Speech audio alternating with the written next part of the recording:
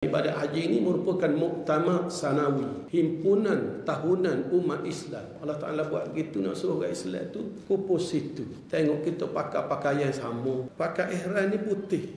Walaupun sebenarnya kalau pakai pakaian warna pun boleh, tapi sunat putih. Tapi kalau kita pergi, kita tak jumpa orang pakai kain ihram warna lain. Maknanya kita waktu di Mekah ni bukan setakat wajib, sunat kita jaga. Dan boleh saja pun warna lain kita tak sah. Kita nak putih. Dia tidak wajib, putih tu sunat.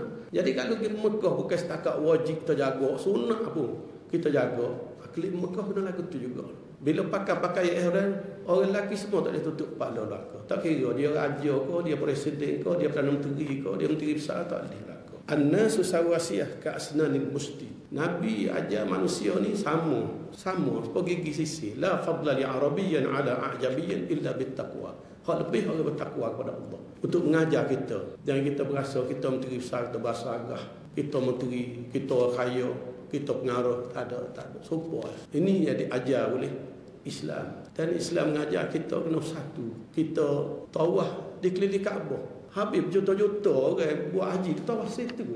Tepat bukannya luar. Tapi situ. Betapa ibadat haji mengajar umat Islam untuk bersatu. Kena satu.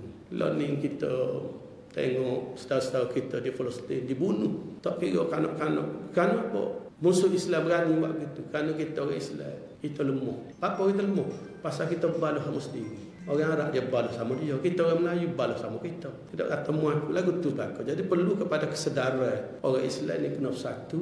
Baru kita memiliki kekuatan. Dan musuh Islam akan gerung tak berani untuk menzalimi saudara-saudara kita di Palestin dan di mana juga.